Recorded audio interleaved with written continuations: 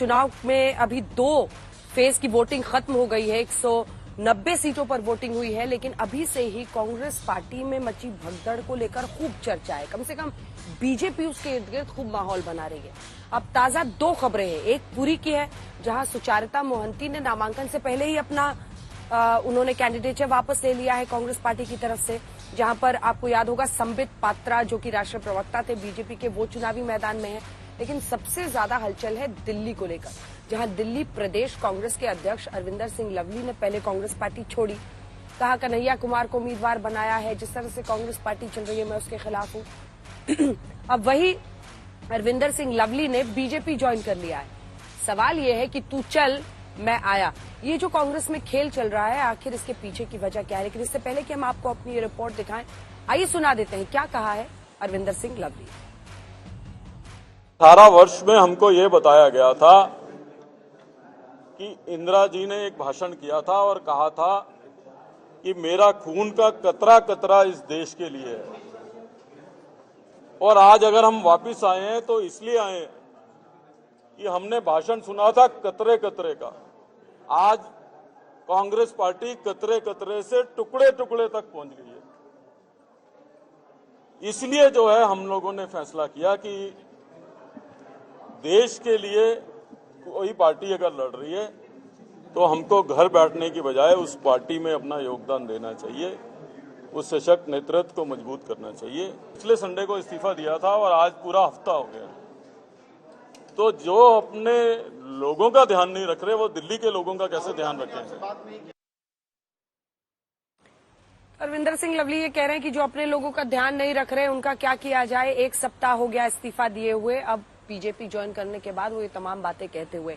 लेकिन इस बीच पूरा माजरा क्या है आपको दिखाते हैं। चाहे इससे पहले सूरत की सीट हो, खजुराहो, आपने देखा कि कैसे 3 से 4 सीटों पर पहले ही बीजेपी जीत हासिल कर रही है। अभी जहां पर वोटिंग नहीं, क्योंकि नामांकन ही वापस ले रहे हैं कांग्रेस पार्टी, कहीं पर कुछ पचड़ा फंस रहा है, कहीं पर कुछ। ये रिपोर्ट देखिए, फिर चर्चा की शुरुआत करें। क्या इंदौर और सूरत की कहानी पूरी में दोहराई जाने वाली है? क्योंकि चुनाव से पहले कांग्रेस को एक और झटका लगा है। पूरी से कांग्रेस उम्मीदवार सुचारिता मोहंती ने अपना टिकट वापस कर दिया है। सुचारिता ने जिसे लेकर कांग्रेस के महासचिव वेणुगोपाल को एक खत लिखा है, जिसमें उन्होंने कहा है कि कांग्रेस की ओर से चुनाव लड़ने के लिए फंड नहीं दिया जा रहा है, जिसकी वजह से वो अपना नाम वापस ले रही है। पार्टी मुझे फंड्स देने में असमर्थ रही, तो मुझे इलेक्शंस में कैंपेन करना बड़ा मुश्किल, पार्टी फंड्स के बिना मेरे लिए इट्स जस्ट इम्पॉसिबल। सुचारिता कहती है कांग्रेस को बीजेपी ने पंगु कर दिया है, उनके पास फंड तक नहीं बचा है। उन्होंने फंड इकट्ठा करने की कोशिश की। वह सुचारिता का कहना है कि पूरी की 7 विधानसभा सीटों में भी कांग्रेस ने कमजोर प्रत्याशी उतारे हैं, जिसका उन्हें फायदा नहीं मिल रहा। नहीं, मैंने फंड के बारे में किसी से बात नहीं हुई। मुझे बस बताया गया था कि आपको फंड नहीं मिलेगी कैंपेन करने के लिए, आप अपना जुगाड़ करो, आप अपना इंतजाम करो, फंड्स रेज करो, व्हिच आई ट्राइड। मैंने एक पब्लिक डोनेशन ड्राइव भी किया सोशल मीडिया में। I expected people to contribute, पर वो इतना सक्सेसफुल नहीं रहा। हालांकि वेणुगोपाल सुचारिता के आरोपों को सिरे से खारिज करते हैं। उनका कहना है कि पार्टी पहले ही सुचारिता का टिकट काटने का मन बना चुकी थी। No. Sucharita Mohandas not backed out. We changed the candidate, Sucharita Mohandas. We appointed a new candidate in Odisha. Odisha की पूरी लोकसभा सीट को हॉट सीट माना जा रहा है। यहाँ से बीजेपी के चर्चित नेता संबित पात्रा चुनाव मैदान में है। अब ये खबर कांग्रेस के लिए कितनी टेंशन वाली है, उसे समझने की कोशिश करते हैं।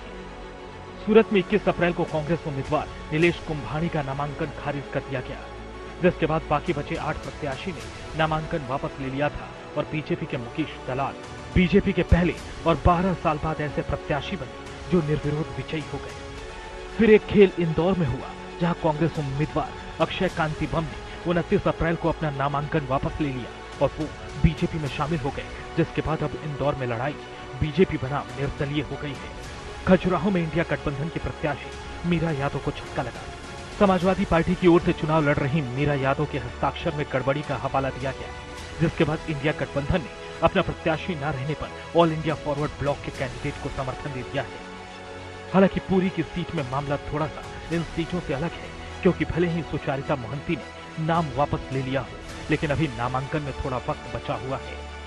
2014 में यहां से बीजेपी को जहां 20% वोट मिले थे, तो वहीं 2019 में यह आंकड़ा 46% तक पहुंच गया, जबकि कांग्रेस 24 से घटकर करीब 4% पर पहुंच गई, जहां बीजेपी और बीजेडी के बीच करीबी मुकाबला देखने को मिला था।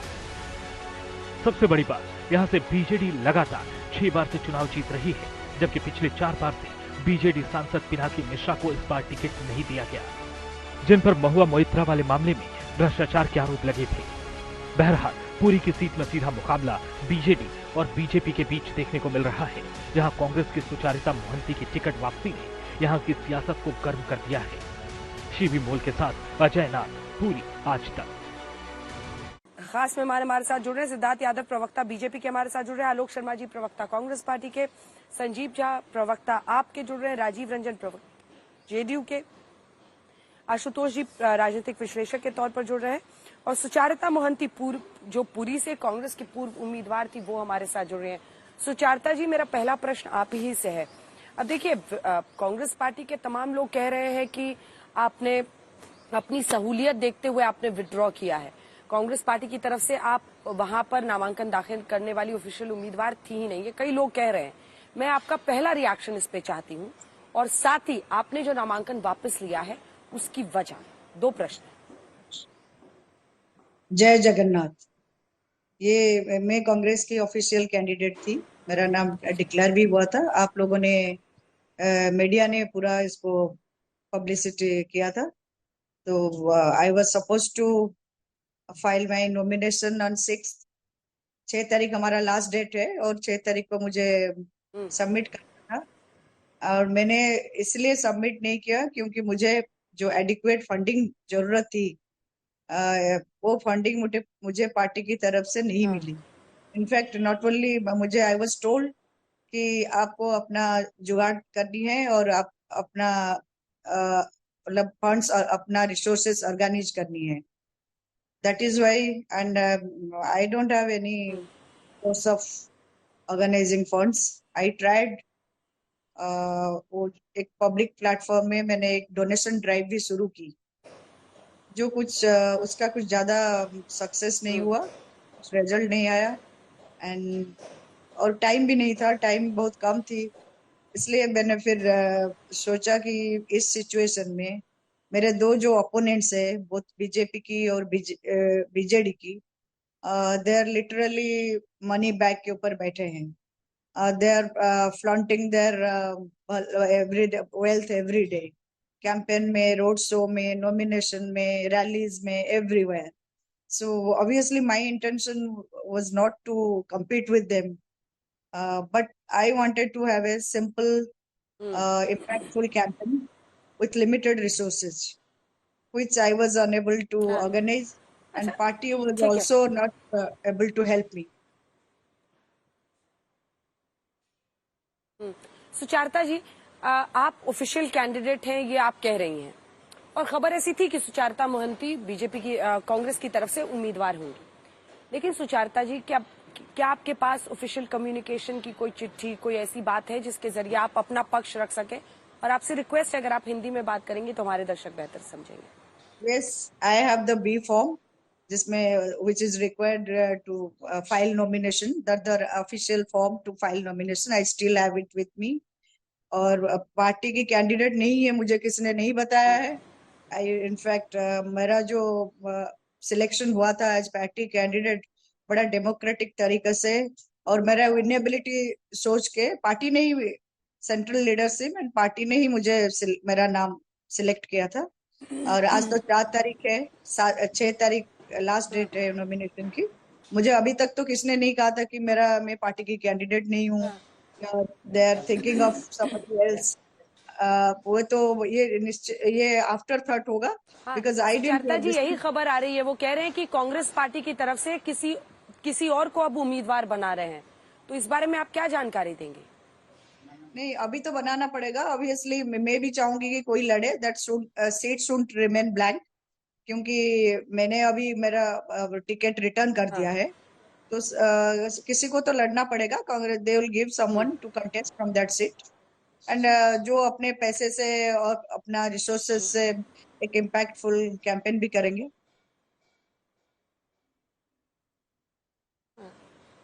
कितना पैसा चाहिए होता है सुचारिता जी, क्योंकि आज पूरा देश आपको सुनेगा आज तक के जरिए, कितना पैसा चाहिए होता है एक चुनाव लड़ने के लिए? आपका क्या एम था, कितना पैसा आपको चाहिए था? No, there is no answer to this question directly. I think ये सवाल आप बीजेपी और हमारे स्टेट का बीजेडी जो कैंडिडेट्स उनको पूछेंगे तो वो बेहतर जवाब देंगे, क्योंकि they have been spending every day. If forget about the entire campaign, they should just tell me. Every day I see that vulgar display of wealth everywhere.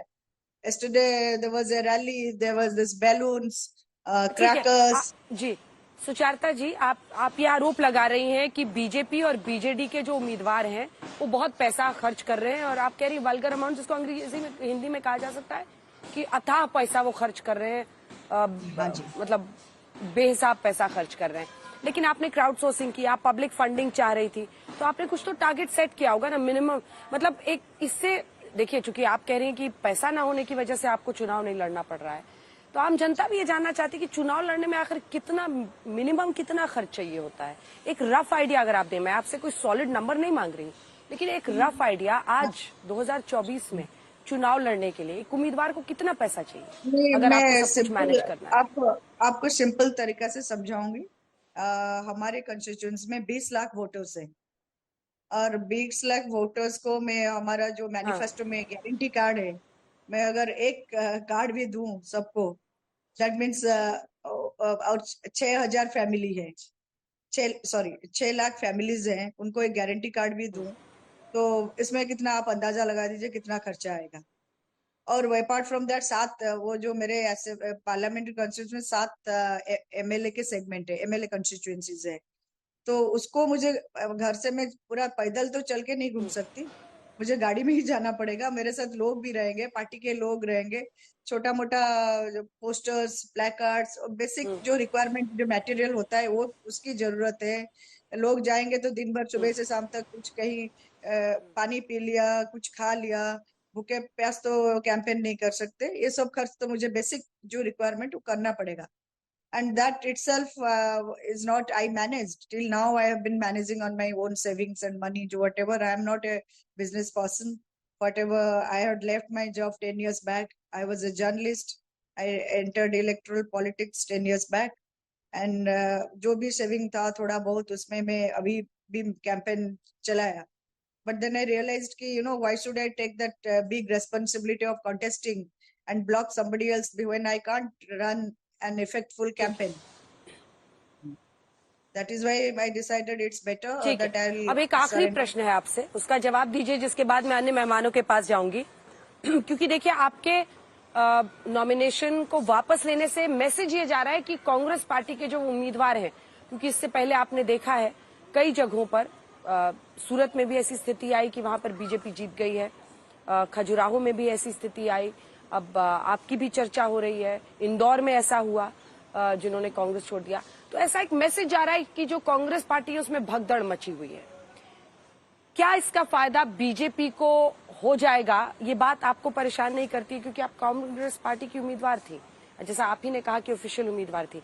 क्या आपको ये बात परेशान नहीं करती कि इससे एडवांटेज बीजेपी हो जाएगा? मैं ये जो सिचुएशन है उसका कोई कंपैरिजन नहीं है. उम्मीदवार से ज्यादा मैं कांग्रेस की एक लॉयल सोल्जर हूँ, और मेरे पेरेंट्स ने पूरा अपने लाइफ कांग्रेस के लिए सैक्रिफाइस किया है. कांग्रेस जो है मेरे डीएनए में है. राहुल गांधी जी मेरे लीडर हैं. मैं पूरा उनके साथ में प्रार्थी बहुत बाद में उस क्वेश्चन आता है प्रार्थी की, पहले मैं कांग्रेस की एक सोल्जर हूँ, तो इसलिए मैं बिल्कुल मेरा कंपैरिजन उनसे नहीं हो सकता. मैं इसका ये जो टिकट दे रही हूँ that is for the betterment of the party, कि पार्टी वो सीट और किसी को जो सुइटेबल है पैसे खर्च करके कैंपेन करे उनको मिले. Why should I block it when I can't do an impactful campaign? That is my idea, and I obviously you cannot compare me with those other people, Surat or Indore or whatever. So my mission is very straight. I am here for a good politics. I want to set a good precedent. People, for common people, good people to come to politics, ठीक है and who can fight elections with their honest money. जी। बहुत धन्यवाद आपका सुचारिता मोहंती जी। कांग्रेस की उम्मीदवार थी पूरी में वही सीट जहां पर संबित पात्रा लड़ रहे हैं। कई लोग ये भी मानते हैं कि वहां पर मुख्यतः लड़ाई बीजेपी और बीजेडी के बीच में है, तो कांग्रेस के उम्मीदवार का हटना या बदलने से बहुत ज्यादा फर्क नहीं पड़ेगा। लेकिन आपने अपनी बात कही, पैसे की किल्लत कैसे उम्मीदवारों को परेशान कर रही है, ये आपका पक्ष है। बहुत धन्यवाद आपका सुचारिता जी हमसे बातचीत करने के लिए। सिद्धार्थ यादव जी हमारे साथ जुड़े हुए हैं भारतीय जनता पार्टी की तरफ से, अब बारी है उनके पास चलने की। सिद्धार्थ जी, अब इसमें बीजेपी काहे को मौका ढूंढ रही है? वो कह रही है कि पैसा नहीं था भाई, नहीं लड़ सके। वो अभी भी अपनी जो लॉयल्टी है राहुल गांधी की तरफ, वो उसको उजागर कर रही है। सिद्धार्थ जी, नहीं, हम कोई मौका नहीं ढूंढ रहे हैं अंजना जी। और कांग्रेस पार्टी को तो देश भर में ही लोग लंबे समय से छोड़ छोड़ करके जा रहे हैं, क्योंकि कोई भी डूबते हुए जहाज में नहीं बैठना चाहता। किसी का कारण कोई कुछ बता सकता है, कोई बहाना कभी कुछ बता सकता है, पर जो बात अभी कांग्रेस की पुरी के कैंडिडेट ने भी कही, उनमें एक बात बड़ी विशेष समझने की है। उन्होंने कहा कि उन्होंने क्राउड फंडिंग की कोशिश करी, वो लोगों के बीच में गई और उन लोगों से आग्रह किया कि आप मुझे पैसा दीजिए, मैं चुनाव लड़ना चाहती हूं, जैसे देश के सभी कैंडिडेट्स करते हैं। पर आज देश की जनता कांग्रेस के कैंडिडेट्स को किसी भी रूप में, ना तन से, ना मन से, ना धन से, किसी रूप में सहायता करने के लिए तैयार नहीं है। उसका कारण है जो कांग्रेस पार्टी की नीतियां रही हैं, जिस प्रकार से कांग्रेस पार्टी इस देश में राजनीति कर रही है, उसी कारण से इस देश की जनता उनको नहीं समर्थन कर रही। पर पैसा नहीं है कांग्रेस पार्टी के पास। अंजना जी, हम तो कल देख रहे थे रायबरेली में 4 लोगों के लिए 2 प्राइवेट जेट उतरे, और आखिरी 8 घंटों में 6 घंटे 4 घंटे कुछ बचे थे, उसमें जाकर के वो नॉमिनेशन फाइल करने लगे। जो शाही परिवार के लिए, शहजादे के लिए 2-2 प्राइवेट जेट उतार सकते हैं, जिनके सांसदों के घर से 350 करोड़ का कैश निकलता हो, जहां पे मशीनें गर्म हो जाती हैं उस पैसे को ले जाने के लिए, जो ए से लेकर के जेड तक का भ्रष्टाचार करती हो पार्टी, वो पार्टी के भी कैंडिडेट्स अगर आज कहें कि हमारे पास पैसा नहीं है, तो वो पैसा उनका इतने वर्षों का कमाया हुआ वो गांधी परिवार क्यों दबाए बैठी है, मैं तो ये पूछना चाहता हूं। अंजना जी, बात बिल्कुल साफ है। कांग्रेस पार्टी से इसका जवाब आलोक शर्मा जी आप दीजिए। एक एक करके 5 गेस्ट है, रुक जाइए, एक एक करके सबसे, क्योंकि सबसे मुझे रिएक्शन लेना है। मोहंती जी के इंटरव्यू में काफी टाइम निकल गया। आलोक शर्मा जी, ये आपने सुना, आपकी एक उम्मीदवार की व्यथा है, वो कह रही है पार्टी ने मेरी मदद ही नहीं की। वो मतलब सैद्धांतिक रूप से, वैचारिक रूप से कांग्रेस पार्टी के लिए अपनी प्रतिबद्धता भी जाहिर कर रही है, लेकिन सवाल यह है कि अन्य लोगों पर, और जो आपके शीर्ष नेता है वो बता रहे हैं कि रायबरेली में बीजेपी का सवाल है कि इतना खर्च आप लोग एक नॉमिनेशन में कर सकते हैं, लेकिन एक उम्मीदवार को लड़ने के लिए बिल्कुल मदद न करना, ये कैसे सही हो सकता है? आलोक जी, देखिए, मुझे अंजना जी, मुझे लगता है कि पूरा, अगर आप उनका पूरा वक्तव्य सुनेंगे तो पूरी तरह से उन्होंने क्लियर कर दिया कि किस तरह से वहां पर अथाह पैसा बीजेडी और बीजेपी के द्वारा बहाया जा रहा है। मैं उसके कंपैरिजन में स्टैंड नहीं कर पा रही। जहां पहली बात तो यही है, दूसरा भी तो नॉमिनेशन भी नहीं भरा था कांग्रेस पार्टी के, तो बीजेपी ने डर के मारे अकाउंट फ्रीज कर दिए। क्या ऐसा हुआ था कि नहीं हुआ था? आप हमारे अकाउंट फ्रीज करेंगे और खुद इलेक्टोरल बॉन्ड का पैसा बहाएंगे, नोटबंदी का पैसा बहाएंगे, तो स्वाभाविक है कि भारतीय लोकतंत्र के लिए खतरे की घंटी है। अब दूसरा विषय यह है कि कई दिन से उनका जिस तरह का चुनाव प्रचार होना चाहिए था, वैसा चुनाव प्रचार नहीं था। एक गारंटी कार्ड बांटना, इलेक्टोरल जो प्रोसेस है उसको फॉलो करना, किस तरह से डिजिटल मीडिया पर, सोशल मीडिया पर अपना चुनाव का प्रचार प्रसार करना, वो शायद नहीं कर पा रही थी। और इसी वजह से कांग्रेस पार्टी ने पहले ही मन बना लिया था। इस बात का उनको भी अंदेशा लग गया कि भाई मुझे कैंडिडेट को चेंज किया जा रहा है। जहां तक फंड की बात है, सब पार्टियां कुछ ना कुछ फंड कैंडिडेट्स को देती हैं। हर राज्य में अलग अलग भी दिया जाता है, कुछ ना कुछ जरूर दिया जाता है। लेकिन स्वाभाविक है कि जब तक नॉमिनेशन नहीं हुआ तब तक पार्टी फंडिंग नहीं मिलती है। नॉमिनेशन के बाद ये तमाम चीजें, प्रोसेसेस स्टार्ट होती हैं। लेकिन शायद उनको लगा होगा, तो उन्होंने एक कार्यकर्ता के नाते शायद अच्छा समझा कि भाई दूसरा कोई कैंडिडेट चुनाव लड़े। फंड की बात जहां तक है, आज 95 लाख के करीब जो है वो लोकसभा के लिए लिमिट है। कैंडिडेट को स्वयं भी समझना चाहिए। सुचारिता जी तो पहले भी एक चुनाव लड़ चुकी हैं, उसमें भी जमानत जब्त हो गई थी इनकी। भाई जब आपको पता है कि आपकी जमानत पहले भी जब्त हुई थी, अगर मैं गलत ना हूं तो मैं फैक्ट्स को वेरीफाई भी कर सकता हूं, तो क्या आपको पता नहीं था इतना बड़ा कंस्टिट्यूएंसी है, 20 लाख वोटर हैं, जब टिकट मांगने के लिए आप दिल्ली में डेरा डाले हुए थी तो तभी सोचना चाहिए था। फिर भी समय रहते पार्टी ने अपना स्टेप ले लिया था और उस बात का उनको पता चल गया था। असली मुद्दा यह है कि 10 साल तक सरकार में रहने के बाद, तमाम भ्रष्टाचारियों को अपनी पार्टी में चक्की पीसिंग वालों को एडमिट करने के बाद, अपनी वॉशिंग मशीन में धोने के बाद, एक भी व्यक्ति को कन्विक्ट बिना किए आज भी बीजेपी के तमाम लोग जो है केवल आरोप लगा रहे हैं कि कांग्रेस के पास ये है, उसके पास वो है, उसके पास वो है। अरे भाई, इलेक्टोरल बॉन्ड का पैसा तो सारा आपके पास है। इलेक्टोरल बॉन्ड लो और धंधा दो, चंदा दो और धंधा लो। ईडी सीबीआई के माध्यम से एक्सटॉर्शन करने वाली पार्टी, बंगारू लक्ष्मण की पार्टी, पेगासस और नोटबंदी की पार्टी भी जब आरोप लगाती है तो देश समझ रहा है कि 10 साल तक इन्होंने कुछ नहीं किया। और अगर सुचारिता जी को पहले ही पता था कि भाई पार्टी कब फंडिंग देगी, कब नहीं देगी, उनको आज ब्रह्म ज्ञान प्राप्त हुआ। पहले ही कह देती, वो 15 दिन 20 दिन से टिकट भी उनको अनाउंस हो गया था, बी फॉर्म भी वो जैसा बता रही है। मेरे पास आधिकारिक जानकारी नहीं है कि उनको दिया गया था कि नहीं दिया गया था, लेकिन हाँ लिस्ट में नाम जरूर उनका आया था, तो उनको पहले ही मना कर देना चाहिए था। आप मेरे पास चुनाव मुझे लड़ना है, मेरे पास फंडिंग है कि नहीं, तो मुझे भी तो अंदाजा होगा ना। अंजना जी, आप चुनाव लड़ने जाएंगी तो आपके पास भी अंदाजा होगा। लेकिन आज भी वो हमारी पूरी तरह से एक सिपाही है कांग्रेस पार्टी की, जो भी कैंडिडेट होगा उसके लिए भी काम करेंगी वो। उन्होंने अभी आपके सामने कहा ही कि हम पूरी तरह से राहुल गांधी और कांग्रेस पार्टी के प्रति निष्ठावान हैं। अब दिक्कत ये आती है कि बीजेपी ने पिछले 10 वर्षों में, चाहे विधानसभा का चुनाव हो और चाहे लोकसभा का, क्योंकि इनके पास तो भ्रष्टाचार का अथाह पैसा है, ये तो एमएलए 50-50 खोखों में खरीदते हैं और पूरे विधानसभा में नारे लगते हैं, इनकम टैक्स, सीबीआई। आलोक जी, ये भी बात पूरी कीजिए, लेकिन ये एक तो लवली साहब पर भी एक बयान बनता है। लवली साहब वापस बीजेपी में चले गए। देखिए, वो बीजेपी में गए थे आलोक जी, बीजेपी से वो वापस कांग्रेस में आए, प्रदेश अध्यक्ष बने, लेकिन उसके बाद से वो कह रहे हैं कि 7 दिन से मैं छोड़ा हुआ, मतलब कोई बातचीत नहीं, किसी ने कोई पहल ही नहीं की, अब वो बीजेपी ज्वाइन कर रहे हैं। तो क्या एक आप लोगों की उदासीनता है लोगों को लेकर, जो भी एक बड़ी वजह बन रही है। अब कन्हैया कुमार को लेकर अगर वो सवाल खड़े कर रहे हैं तो जायज सवाल है, कोई तो उनकी बात सुनेगा ना।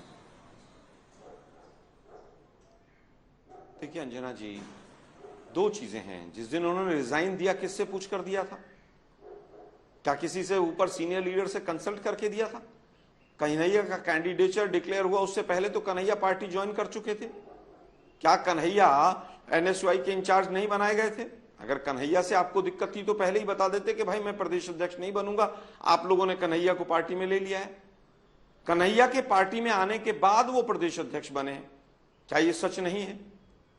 और अगर आपको इतनी दिक्कत थी, कुछ नहीं है अंजना जी, जो व्यक्ति 2 बार 3 बार एमएलए रहा हो, 2 टर्म वो दिल्ली के अंदर मिनिस्टर रहा हो, पार्टी छोड़ के चला गया हो 2017 में, और वो भी उस समय पर जब कॉर्पोरेशन का चुनाव सर पे था, उस व्यक्ति ने उस समय नहीं सोचा, और ये वही ग्रुप था जो आज छोड़ कर गया है, कि जो तमाम कैंडिडेट चुनाव लड़ रहे हैं उनके ऊपर क्या बीतेगी।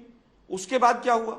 उसके बाद यह हुआ कि उसको उन्होंने माफी मांगी, गलती मांगी कि मैं बीजेपी चला गया था, मेरे से गलती हुई और वापस मैं पार्टी में आना चाहता हूं, पार्टी की विचारधारा से जुड़ना चाहता हूं। पार्टी ने बड़ा दिल दिखाकर उनको 2019 में कैंडिडेट भी बनाया, उसके बाद फिर पुनः प्रदेश अध्यक्ष बना दिया। भाई पार्टी के प्रति आपको इतना निष्ठा तो रखनी पड़ेगी ना, मतलब सभी कुछ आपको दे दिया जाए, बाकी कार्यकर्ता अपने सब घर बैठ जाए, आपको टिकट भी चाहिए, प्रदेश अध्यक्ष भी आप ही को बना दीजिए, पार्टी भी आप ही छोड़कर जाएंगे, और फिर आप कहेंगे हमसे बात नहीं की। अरे भाई आपसे तो बात करनी ही नहीं चाहिए थी। क्यों करनी चाहिए थी लवली से बात किसी भी सीनियर लीडर को? संजीव झा जी, क्या उनको समझ नहीं आ रही कि 2 बार जिस व्यक्ति को प्रदेश अध्यक्ष बनाया संजीव झा जी, उस प्रदेश संजीव झा जी, चूंकि आप गठबंधन में यहाँ दिल्ली में चुनाव लड़ रहे हैं कांग्रेस पार्टी के साथ, तो फिर क्या आपके लिए भी चिंता की बात नहीं है? लवली साहब जो कि प्रदेश अध्यक्ष थे उनके, वो रिजाइन भी करते हैं, वो एक कैंडिडेट को लेकर अपनी नाराजगी भी जाहिर करते हैं, आइडियोलॉजी पर प्रश्न उठाते हैं कि हम लेफ्ट के लीडर्स को शामिल कर रहे हैं, उसके बाद से अब वो बीजेपी में चले गए। देखिए ये आश्चर्य तो मेरे लिए है, क्योंकि इसमें कोई 2 मत नहीं कि अलायंस के फॉर्मेशन में दिल्ली में लवली जी की एक अहम भूमिका थी, और मुझे लगता है कि अब इस हालात में कांग्रेस को छोड़ना, हमारे कांग्रेस प्रवक्ता ने पूरी डिटेल जानकारी दी, हाँ हमारे लिए आश्चर्यजनक जरूर था। लेकिन एक बात समझिए ये बात केवल अमरिंदर सिंह लवली जी का नहीं है, ये पूरे देश में चल रहा है ना। आज ही हमने एक न्यूज देखा कि गांधीनगर में जो प्रत्याशी अपना नॉमिनेशन भरा था उसको डरा धमकाकर 16 प्रत्याशियों को नॉमिनेशन वापस लिया गया। कई प्रत्याशी बाहर आकर कहे, तो ये डराने का कार्यक्रम तो पूरे देश में चल रहा है। एक बात समझिए अंजना जी कि इस बार की ये लड़ाई किसी पार्टी नहीं, केवल देश की जनता वर्सेस प्रधानमंत्री नरेंद्र मोदी जी की है। 14-10 साल में जो नरेंद्र मोदी जी ने देश को झूठ बोला है, जो देश के वादे किए उस वादों से मुकरा है, जो एक इंस्टीट्यूशन को मैनेज करके एक तरह से तानाशाही लगाई है, चलाई है, उससे देश परेशान है और देश की जनता इसके खिलाफ खड़ी है। तो कौन आ रहा है कौन जा रहा है इसे बहुत मायने लो, जनता नहीं सुनना चाह रहा है। जनता किसी व्यक्ति के कारण नहीं है, अब जनता इस देश के जनतंत्र को, इस देश के संविधान को और देश कैसे आगे बढ़ेगा, इंस्टीट्यूशन कैसे बचेगा, ये उसकी लड़ाई लड़ रहा है। तो मुझे लगता है कि हर कोई इस लड़ाई में उतनी ही मजबूती से लड़ेगा, ये संभव नहीं है। हाँ मुझे लगता है, लेकिन ये तय जरूर करना पड़ेगा कि जब मुझे कोई डरा रहा था तो मैं डरा नहीं, ये मैं लड़ा, ये साबित करने का वक्त है। लेकिन ये साबित करने की जज्बा सब में नहीं है, लड़ाई लड़ने की क्षमता सब में नहीं है। जो कि समझिए ना, जब देश की जनता सरकार चुनती है तो उसके पास बड़ी ताकतें आती हैं, सारी ईडी, सीबीआई, पुलिस, सारी ताकतें आती हैं। लेकिन इस ताकतों से अगर आप लोगों को डरा दोगे, जो भी सूरत में हुआ, जो भी इंदौर में हुआ, ये जनतंत्र खत्म है। लोगों को चुनाव का मौका नहीं मिला, अपना गुस्सा जाहिर करने का मौका नहीं मिल रहा है। तो लोगों को लग रहा है कि अगर इस बार आलोक जी को दिखा दीजिए मेरे साथ, क्योंकि आलोक जी जो मेरी रिसर्च टीम है उसने आपकी जानकारी को सही और दुरुस्त करने के लिए मुझे इन्फॉर्मेशन भेजी।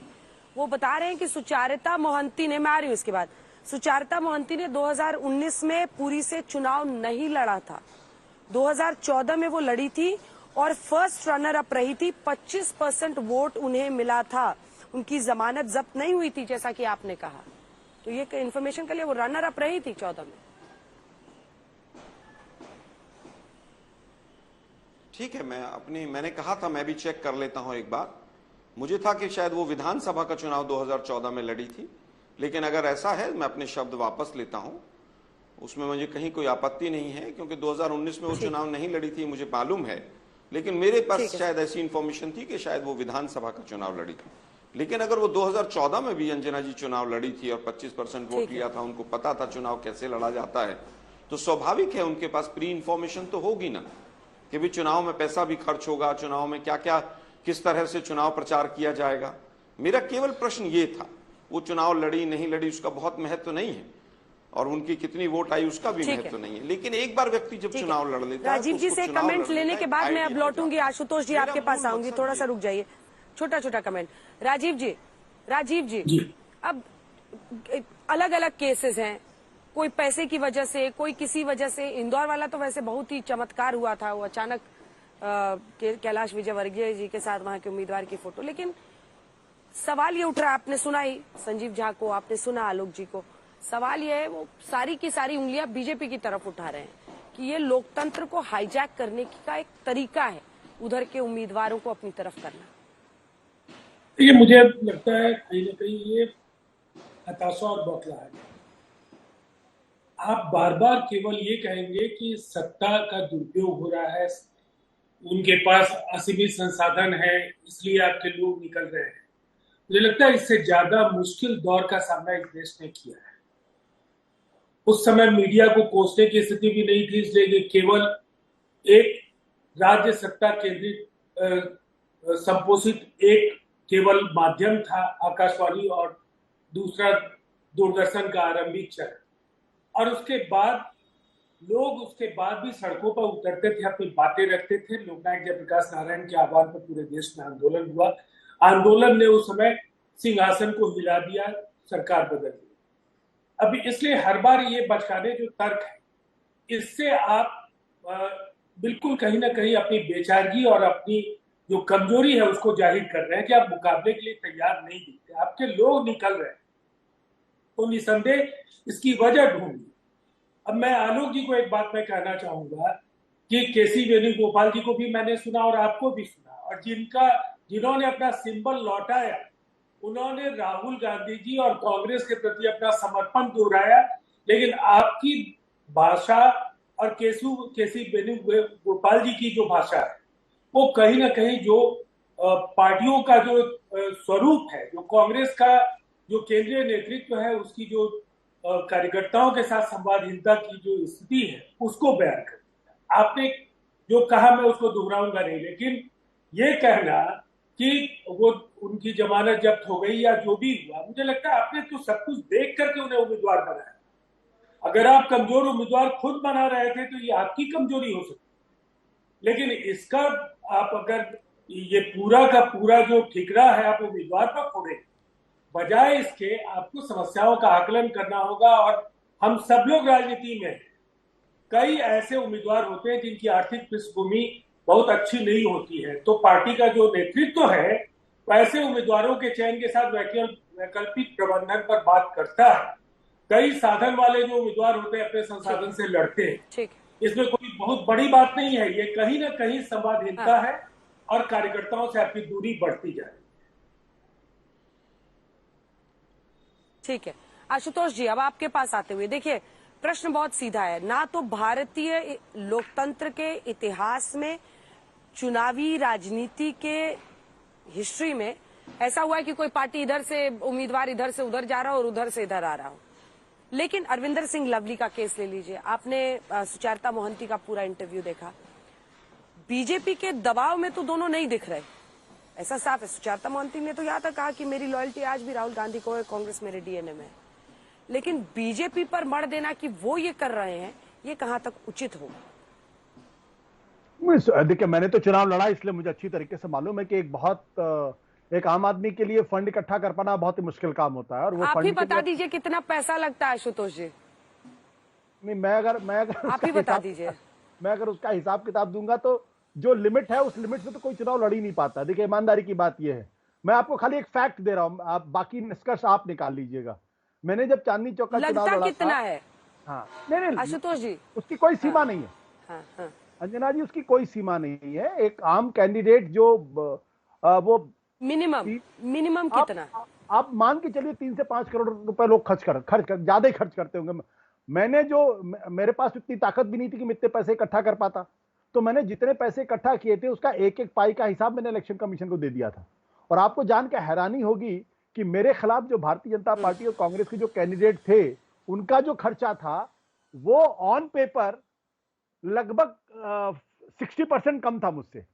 और जब मैं देखा तो मैं सिर्फ हंस सकता था और मैं कुछ कर नहीं सकता था उसके बारे में, क्योंकि मुझे मालूम था कि वो किस तरीके से वो चुनाव लड़ रहे थे, मेरे कितने पोस्टर बैनर थे, उनके कितने पोस्टर बैनर थे। खैर, उस डिबेट में नहीं जाना चाहिए, वो डिबेट अपने आप में अलग डिबेट है। अगर आप चुनाव लड़ने की सामर्थ्य आपके पास नहीं तो फिर नहीं लड़ना चाहिए चुनाव, मैं तो साफ तौर पर मान रहा हूं। इसीलिए शायद वन ऑफ द रीजंस क्या है आफ्टर डाउट ऑल्सो। फैक्ट क्या आज की तारीख में? फैक्ट आज की तारीख में यह है कि जब कांग्रेस पार्टी अरविंदर सिंह लवली जैसे लोगों को पार्टी में शामिल करती है और उनको फिर अध्यक्ष बना देती है, तो ये तो कांग्रेस पार्टी को सोचना चाहिए ना कि आप किन लोगों को आगे बढ़ा रहे हैं। वो लोग जब जिनको पार्टी ने क्या क्या नहीं दिया दिल्ली सरकार के, यही अरविंदर सिंह लवली थे जो एजुकेशन मिनिस्टर थे, शीला दीक्षित के बड़े करीबी माने जाते थे, पार्टी के प्रेसिडेंट बने, एमएलए बने, मंत्री बने, और जब पार्टी क्राइसिस में आई तो पार्टी छोड़ के बीजेपी में चले गए। और जब बीजेपी में भी इनको नहीं अपनी दाल जमी तो दोबारा वापस से कांग्रेस पार्टी के अंदर एक साल के अंदर आ गए। और फिर अब इनको पार्टी ने उनको अध्यक्ष बना दिया। अब ये फिर पार्टी छोड़ के फिर बीजेपी में चले गए। तो ये विचारधारा की लड़ाई नहीं है, ये विशुद्ध तौर पर अवसरवादिता है। और ऐसे ही लोग जो है वो चाहे भारतीय जनता पार्टी में हो या कांग्रेस पार्टी में हो, ये राजनीति को ऐसे ही लोग गलत साबित करते हैं और राजनीति को ऐसे ही लोग घृणित बनाते हैं। अन्यथा आपकी विचारधारा कैसे बदल सकती है, मैं तो समझ नहीं पा रहा हूं कि कांग्रेस से अचानक बीजेपी में चले जाते तो आपकी विचारधारा बदल जाती, फिर आप कांग्रेस में चले जाते फिर आपकी विचारधारा बदल जाती, फिर बीजेपी से फिर कांग्रेस से फिर बीजेपी में चले जाते फिर आपकी विचारधारा बदल जाती। मतलब विचारधारा ना हुई, पता नहीं क्या चीज हो गई है। तो कांग्रेस पार्टी के लिए अच्छी बात है कि ऐसे लोग अगर पार्टी छोड़ के चले जाए तो बेहतर है। इनसे बेहतर तो आलोक शर्मा जैसे लोगों को पार्टी को आगे बढ़ाना चाहिए कि कम से कम संकट के समय में चाहे टेलीविजन चैनल हो चाहे बाहर लड़ तो रहे हो, कम से कम वो भाग तो नहीं रहे। अरे आशुतोष जी मत छूइए उनका कमजोर नव्ज, आलोक शर्मा जी का कमजोर नव्ज मत छूइए। आलोक जी हमारे मित्र हैं, अनंत काल से बने हुए हैं प्रवक्ता, और शायद नहीं सुनिए, अनंत काल से प्रवक्ता बने हुए हैं, रोज टीवी पर लड़ते हैं, मुझसे भी लड़ते हैं, सबसे लड़ते हैं, बीजेपी वालों से लड़ते हैं, लेकिन उनका क्या भविष्य कांग्रेस में है उसको लेकर उनकी भी रात की नींद उड़ती होगी। सवाल ये है कि क्या कांग्रेस पार्टी को नए सिरे से ये सोचना। एक सेकंड, जो प्रश्न सिद्धार्थ यादव ने उठाया था उस पर 2 लाइन का जवाब, फिर मैं जाऊंगी सिद्धार्थ यादव के साथ। वो कह रहे हैं आऊंगी आलोक जी, लेकिन टीवी पर आप कहाँ अपना दर्द बता पाइएगा, कोई नहीं बता पाता है। संबित पात्रा जैसे लोग जो कि प्रवक्ता थे, टीवी पर लड़ रहे थे, उनको पूरी से इसी पूरी में देखिए आज बात जिसकी हो रही है, जिस सीट की, वहां से वो उम्मीदवार है। पिछली बार 7-8 हजार से हारे थे और इस बार वो पूरी मेहनत कर रहे हैं कि इस बार जीत हासिल करेंगे।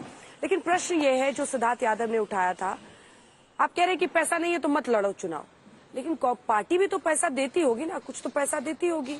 हर उम्मीदवार सिर्फ अपने दम पर क्या उम्मीद रखा जाए कि वो सिर्फ अपने दम पर लड़ेगा। अगर राहुल गांधी, प्रियंका गांधी, सिर्फ राहुल गांधी के रायबरेली नॉमिनेशन में इतना कुछ खर्च किया जा सकता है, तो क्या उम्मीदवारों का ख्याल रखना पार्टी की जवाबदेही नहीं है? 2 लाइन का जवाब आशुतोष। मैं तो सिर्फ इतनी सी बात कह रहा हूं कि आज की तारीख में भारतीय जनता पार्टी दुनिया की सबसे अमीर पार्टी है। वो जिस लेवल पे जाके खर्च कर सकती है वो कांग्रेस के बस की बात नहीं है। वो बिल्कुल कांग्रेस छोड़ के किसी और पार्टी के बस की बात नहीं है वो। और अगर कांग्रेस पार्टी इतना भी अगर प्राइवेट जेट भी नहीं हायर कर सकती तो फिर कैंपेन क्या करेगी? अगर राहुल गांधी के पास नहीं होगा तो किसके पास होगा? तो ये कहना कि नहीं राहुल के 2-2 जेट है, 3-3 जेट है, 4-4, आप क्या चाहते हैं बैलगाड़ी से जाके कैंपेन करें? वो तो ठीक है, भारतीय जनता पार्टी वो भी करा देगी उनको, वो कल बैलगाड़ी से कैंपेन करेंगे। भाई इसका भी तो हिसाब होना चाहिए ना कि नरेंद्र मोदी जी कितने जेट से चलते हैं, अमित शाह कितने जेट से चलते हैं, जेपी नड्डा किस जेट से चलते हैं, उनका भी तो हिसाब हो जाए ना। सिद्धार्थ यादव जी, अंजना जी 10 सेकंड देने पड़ेंगे इसका सीधा जवाब जी। अब अंजना जी एक छोटा सा जवाब आप अवसर दीजिएगा। पहले तो आशुतोष जी जो अभी बात कर रहे थे ना, लोग विचारधारा में जाते हैं, वहां से बाहर निकल के आ जाते हैं, यही पूरी देश की जनता रोज आशुतोष जी के बारे में बोलती है। कभी ये कांग्रेस पार्टी में लग रहे होते हैं, कभी आम आदमी पार्टी में गए थे छोड़ करके आगे, कभी विश्लेषक हैं, कभी पत्रकार हैं। तो आइडियोलॉजी कौन कितनी बदलता है उस पर ज्यादा बात नहीं करनी चाहिए। पर अभी मैं आलोक शर्मा जी से पूछना चाहता हूं, आलोक शर्मा जी कह रहे थे, आलोक एक काबिलियत है कांग्रेस पार्टी में, मैं पूछना चाहता हूं ये गंदे कपड़ों की गठरी आपकी पार्टी में रखी कहां है? कोई भी बाहर चला जाए तुरंत वही तो था भ्रष्टाचारी, वही तो था धोखेबाज, यही तो था सबसे बड़ा दोगलेबाज। अरे आप ही की कैंडिडेट जो सेकंड नंबर पे आई थी उसकी जमानत जब्त करवा दी, उसको प्यार प्यार से कहते रहे अरे कार्यकर्ता तो है, लगेगी तो पहले से पता होना चाहिए था ना कि चुनाव लड़ना है तो पैसे चाहिए, इसलिए हमको हटाना था, ये तो समझ ही गई थी। ये व्यवहार अगर आप करेंगे और जैसा गांधी परिवार पूरी पार्टी के साथ करती है, अगर प्रवक्ता भी बैठ करके कैंडिडेट्स के साथ करेंगे तो कौन आपको छोड़ करके नहीं जाएगा? आम आदमी पार्टी के साथी अभी कह रहे थे कि जनतंत्र खतरे में आ गया क्योंकि सूरत में ऐसा हो गया, वहां ऐसा हो गया। अरे जब डिंपल यादव निर्विरोध जीत गई थी तब जनतंत्र खतरे में नहीं आया था। आपको 66 बार कांग्रेस पार्टी का विभाजन हो गया आज से पहले, तब लोकतंत्र खतरे में नहीं आया। पूरी पार्टी को छोड़ छोड़ के लोग जा रहे हैं तब संविधान खतरे में नहीं आया। सारा जनतंत्र आज ही खतरे में है। पहली बार मुख्यमंत्री नहीं गए आप कभी, उससे पहले जब मुख्यमंत्री गए थे तब लोकतंत्र को कुछ नहीं हुआ था। केजरीवाल जी चले गए तो लोकतंत्र को बहुत कुछ हो गया। ये जो नैरेटिव बिल्डिंग है अंजना जी इस कांग्रेस पार्टी की, यही इनकी समस्या है। और इसीलिए आज जो कांग्रेस पार्टी की हालत है वो यही है कि कांग्रेस पार्टी का सूर्य अब अस्त हो चुका है, राहुल गांधी पस्त हो चुका है और देश इनसे त्रस्त हो चुका है, इसलिए इनका किला ध्वस्त हो चुका है। कांग्रेस पार्टी की हालत गांधी परिवार के कारण ऐसी है। जो परिवार नहीं तो आदर्श ये नहीं तो अगस्ता वेस्टलैंड वालों के पास पैसा नहीं होगा, फोर्स वालों के पास पैसा नहीं होगा, कॉमनवेल्थ वालों के पास पैसा नहीं होगा, डेवास स्कैम वालों के पास पैसा नहीं होगा, आईपीएल स्कैम वालों के पास पैसा नहीं होगा। अरे ए से लेकर के जेड तक जिनकी श्रृंखला थी, जिन्होंने देश को लूट खाया, उन लोगों के पास पैसा नहीं होगा। यहां बैठ करके नैरेटिव बनाने का काम करते हैं अंजना जी। कांग्रेस पार्टी की हालत देश की जनता खुद बना रही है, क्योंकि वो चाहती है, वो जानती है कि जो पार्टी देश की फॉल्ट लाइंस पे खेलती है उसको देश की जनता अब नहीं चुन सकती। इसीलिए इनके कैंडिडेट्स मारे मारे भाग रहे हैं, इनकी पार्टी के लोग छोड़ छोड़ के भाग रहे हैं। दिल्ली में मंडल अध्यक्ष तो आपसे बनवाए नहीं गए, वो प्रदेश का अध्यक्ष आपको कहता रहा कि मैं अपना कैडर नहीं बना पा रहा, और आप आज उनको निकलने के बाद कह रहे हैं ये था धोखेबाज, इनको पहले सोचना चाहिए था।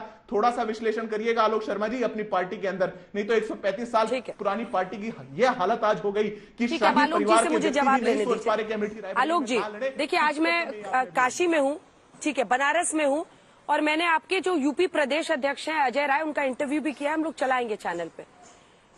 2014 में वो लड़े, अरविंद केजरीवाल भी आकर लड़े थे, सब पस्त हो गए प्रधानमंत्री के सामने। तब तो खैर 54 या 56% वोट पीएम को आए थे। 2019 में फिर पीएम को 63% से ज्यादा वोट आए। दूसरे नंबर पर शालिनी यादव समाजवादी पार्टी की थी, जिनको शायद 16 या 18% वोट आए, और 14% वोट अजय राय जी को आए, जो कि अभी आपके प्रदेश अध्यक्ष हैं। प्रश्न ये है कि देखिए, आप बार बार कहें कि सिर्फ चुनावी जीत सब कुछ नहीं होता है, लेकिन जनता ही तो तय करती है ना लोकतंत्र में कि कौन सही है, कौन गलत है, किस पर भरोसा है, किस पर भरोसा नहीं है, कौन विश्वसनीय है, कौन अविश्वसनीय है।